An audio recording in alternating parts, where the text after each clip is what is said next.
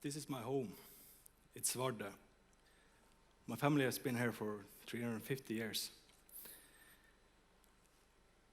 It is 2,000 people living on this tiny island in the Arctic, part of Norway. When you come to my home, the first thing you notice is half empty. Over 60% of the population have left during the last 30 years. We used to be 5,000 people, now we're only 2,000 left. The reason for this is that the fisheries industry collapsed at the same time that the Norwegian government started centralizing a lot of governmental or state workspaces. So we lost over 700 workspaces in a very short period of time.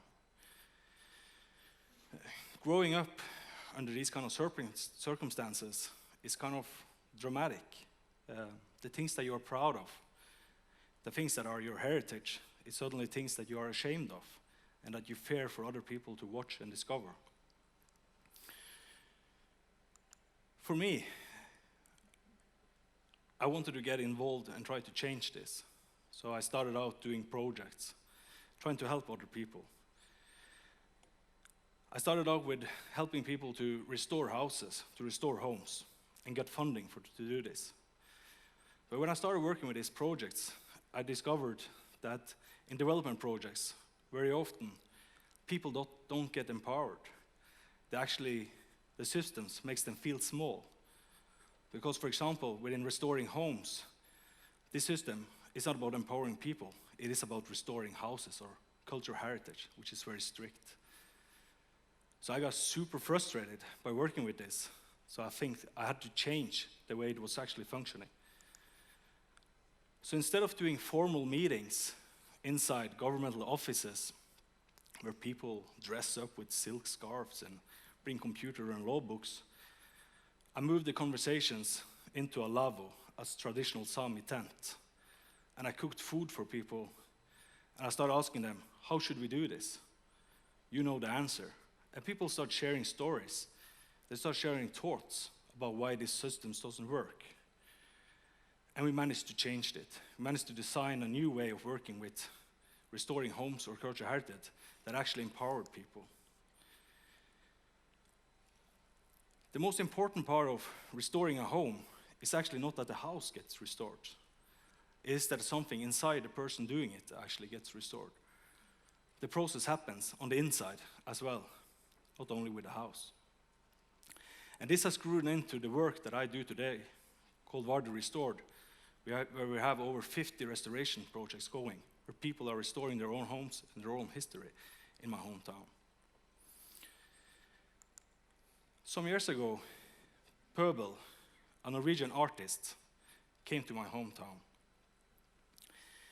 He had previously been working in Lofoten with an art concept, trying to highlight the consequences of depopulation and centralization processes using art.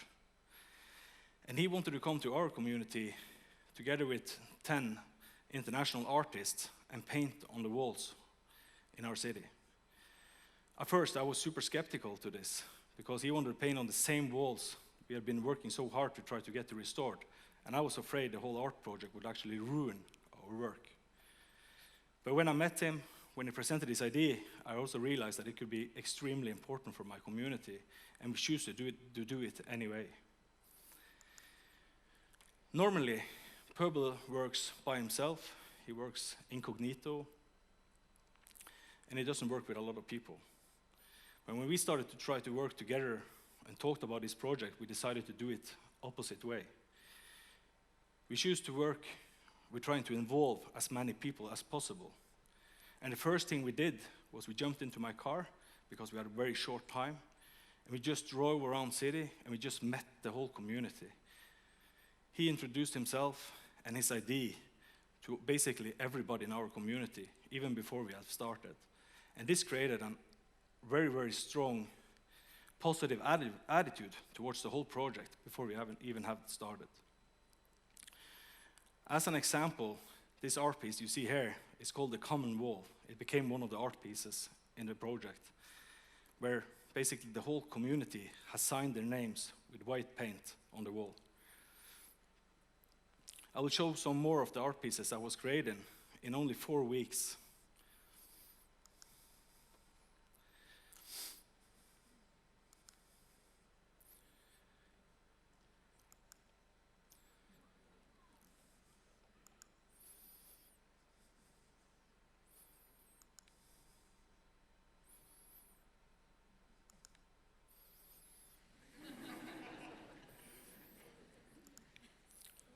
And this art piece, which was maybe the most important art piece of them all. Pøbel had seen this bus, and he said, let's make it into an art piece. I really didn't understand how that could be done. But he said, just let's put it into the ground. People will understand it.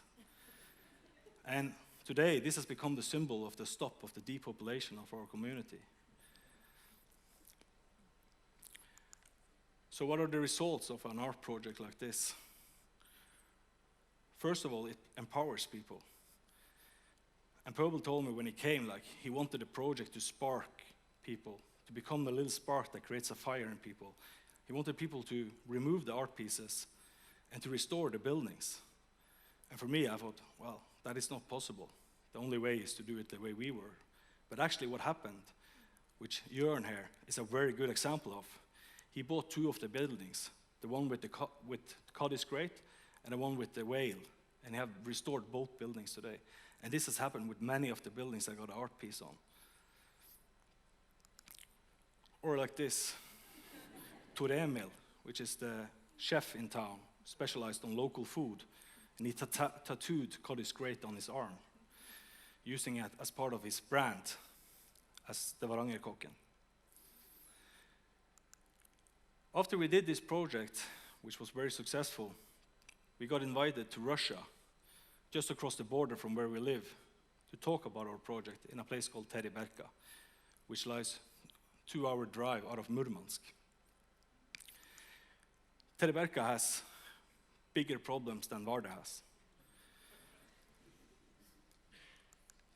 They have lost over 90% of the population. And now, regional government are planning to demolish the rest of the houses in the village. This yellow note tells that the house is going to be demolished this year in 2007. And the local community are getting relocated out of their own community into apartment blocks. While we were there, Pøbel found this abandoned library in an abandoned school. And he painted the art piece, Closed Chapter. And at the same time, he got the idea about a new art project, which can be a contribution to the situation in Teribelka, called New Chapter. He wanted to create a mobile library, self-service. And while we were there, we started talking with local people to just ask them, do you want this project? Is this interesting for you? And one young guy told us, if you want to succeed here in Russia, in Teribelka, you need to connect with the grandmothers. You need to work with them. They're the ones who decide in this village. They're the ones carrying the culture. There is the power. And we listened, and we did. So this summer, we set out to Teribelka. And the first thing we did was to build a lavabo where we can have a social space where people can interact with our project. And where we can share food, share thoughts, and get involved. And then we started involving local people. We came very, unprepared, because that's part of our strategy, so that the things that happen will happen naturally. So one of the first people we met was Gennady, a local carpenter, and he came on board on the project and basically built the whole library with us. Ekaterina, a local artist, came on board the project and painted the interior with traditional patterns. Vladimir, a local welder, came on board in the project and custom built all the ovens. And yes, Igor here, signing a book for the library with a personal greeting, came on board and stayed with us all the time and gave us tips of how to work in the community. An important part of the project and the design of the project was to build it as local as possible, not only by including local people, but also using local materials. So we started picking materials from these houses that was going to be demolished, which basically is the culture of a place. And we managed to collect materials from over 40 buildings and incorporate them into the library. And because we wanted the library to be mobile, we built it into an Ural truck, which is basically the most common truck in Russia, so people would identify with the project. The project also becomes a viewpoint where you can sit inside the library and you can have a nice view. And the library is also a social space where you can interact and share stories. So, what is our project about? What is our work about? What is our idea? I think our idea is people first, is to work with people. It is to design the project from the bottom up, to get people involved. In these communities that we work that are threatened by depopulation, many people think that the threat is actually like the government. The threat is the politics. The threat is, could be, for example, fishery politics. But I believe it is not. The threat is in our minds. It is how we think about our own situation. And the only thing that can change the situation is ourselves. So by working with people and by empowering people and helping them succeed, then we can create a better future. So when we get people involved starting restoring homes, it was because we treated people with respect and we designed it for them. When we made the art project a success, it was because we took time, talked with all the people, and get the whole village into the project and created relationships. And when we work in Russia, if we succeed, we don't know, because this is just the start of a 3-year project. And if we succeed, I think it will be because we did it with local people, and we did it on their way. So thank you all for listening.